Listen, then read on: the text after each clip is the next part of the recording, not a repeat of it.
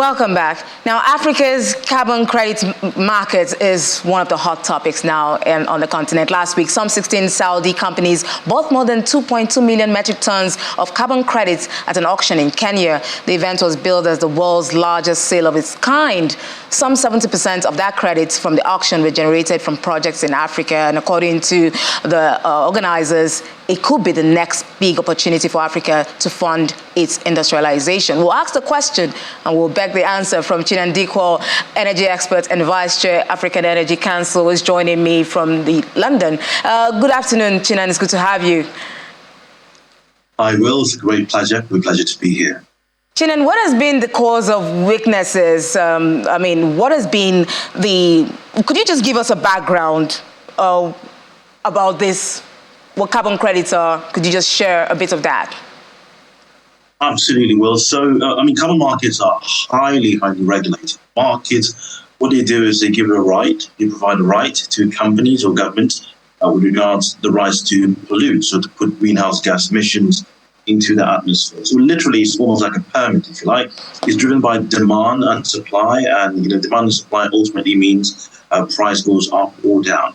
But basically, yes, the commodity that's traded on those exchanges are carbon credits. So, i.e., the right for you to pollute 1 ton of CO2. That's how they work, basically. It's very typical, like most exchanges that you know, whether it's stock exchange or something like that. But in this case, what you are trading is the right for you to emit CO2 or greenhouse gases.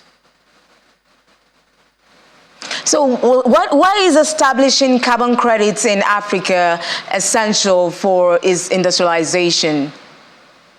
It's a very powerful one, Will, and I think it goes back to what you described there. Last week, we saw the first of its kind, the biggest one in Kenya, 2.2 million tons of CO2 traded, which attracted a lot of foreign investment into Kenya.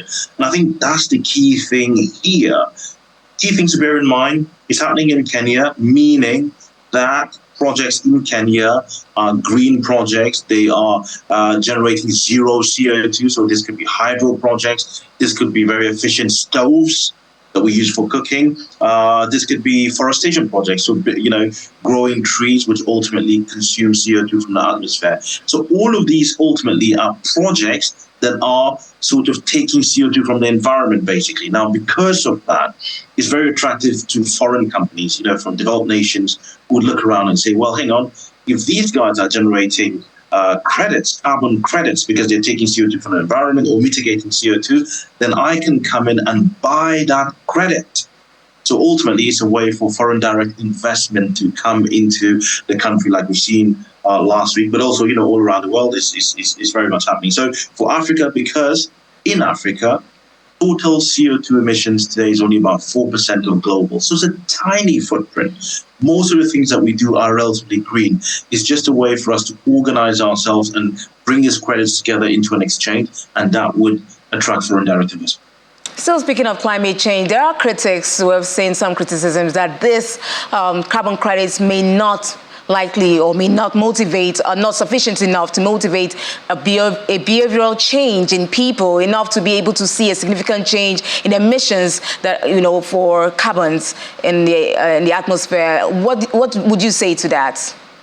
That's a great question, Will. Without a doubt, you're 100% right. Carbon markets, carbon credits, carbon allowances is only one bullet in the gun, in the arsenal, if you like. It's only one lever to pull. There are several other levers that have to be pulled for you to have a behavioral change, have a cultural change. Without a doubt, so things like policy frameworks need to be there from the government.